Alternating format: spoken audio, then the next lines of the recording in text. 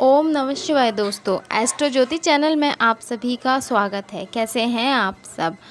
श्रावण मास की आप सभी को बहुत शुभकामनाएं। तो आज हम इस वीडियो में श्रावण मास की व्रत कथा को लेकर आए हैं। तो चलिए शुरू करते हैं।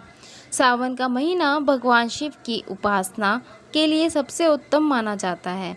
सावन के महीने में जो भक्त सच्ची श्रद्धा से भगवान शिव जी की उपासना करते हैं उनकी सारी मनोकामनाएं पूर्ण होती हैं। साथ ही सावन महीने में भगवान शिव की पूजा करने के साथ साथ स्कंद पुराण में वर्णित इस कथा का पाठ रोजाना करने से भगवान शिव की कृपा मिलती है। तो चलिए हम कथा शुरू करते हैं। सूत जी बोले, मुनियों, आप सभी पुण्यात्मा हैं। मैं आप लोगों की जिज्ञासा और भक्ति से अत्यंत प्रसन्न हूँ। आप लोग विनम्र, आस्तिक, सत्यनिष्ठ और श्रद्धालु हैं।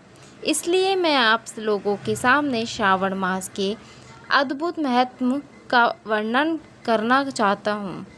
एक बार ज्ञान के जिज्ञासु सनत कुमार जी ने भगवान शिव से बड़े विनम्र भाव से प्रश्न किया, हे देवों के देव, आप योगियों द्वारा पूज्य हैं। हमने आपसे पहले अनेक व्रतों और धर्मों के बारे में सुना है, पर अब भी हमारी जिज्ञासा शांत नहीं हुई है।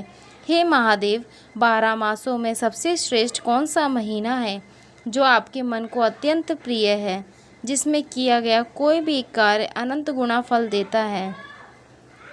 कृपा करके उस माह का विस्तार से वर्णन करें और उसमें होने वाले सभी धर्म और व्रत भी बताएं।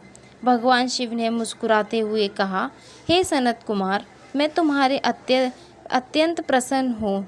सुनो, 12 महीनों में श्रावण मास मुझे बहुत प्रिय है। यही कारण है कि इसे श्रावण कहते हैं। इसमें श्रावण नक्षत्र की पूर्णिमा आती है, इसलिए यह भी श्रावण कहलाता है। इसके पुण्य फल को कोई पूरा वर्णन नहीं कर सकता। ब्रह्मा ने इसके लिए 4 मुख लिए, इंद्र ने 1000 नेत्र पाए और शेषनाग ने सहस्त्र जिज्ञासाएं पाई। फिर भी यह महात्म्य अपरिमित है। यह महीना सब व्रतों का सार है। इसमें एक भी दिन ऐसा नहीं होता जब कोई व्रत ना हो। हर तिथि और दिन विशेष पुण्यकारी माने जाते हैं। श्रावण में व्रत करने वाला कोई भी व्यक्ति, चाहे वह ब्रह्मचारी हो, गृहस्थ हो, वानप्रस्थी या सन्यासी, सभी को इसका अद्भुत फल प्राप्त होता है। दुख, संकट, इच्छाएं और सभी समस्याएं इस महीने में शिव भक्ति से दूर हो जाती हैं। सनत कुमार ने फिर निवेदन किया कि हे प्रभु, कृपा कर बताइए कि किस दिन कौन सा व्रत किया जाए, किसका फल क्या है, किस तिथि पर किस देवता की पूजा करनी चाहिए और किस व्रत की क्या विधि है। आपके लिए यह मास इतना प्रिय क्यों है? कृपा कर हम सबको विस्तार से बताएं। शिवजी ने कहा, हे सनत कुमार, तुमने तो पूछा, वह सब बताना सरल नहीं, फिर भी तुम्हारी श्रद्धा के कारण मैं सब बताता हूँ। इस मास में मेरे अनेक अवतार और लीलाएं हुई। इस मास में समुद्र मंथन हुआ, हलाहल विष निकला जिसे मैंने कंठ में धारण किया और नीलकंठ कहलाया। तभी से मेरी पूजा में जलाभिषेक का विशेष महत्व हो गया। सावन में प्रत्येक दिन शिवलिंग पर जल चढ़ाना, व्रत करना और नियम पूर्वक पूजा करना महान पुण्यदायक होता है।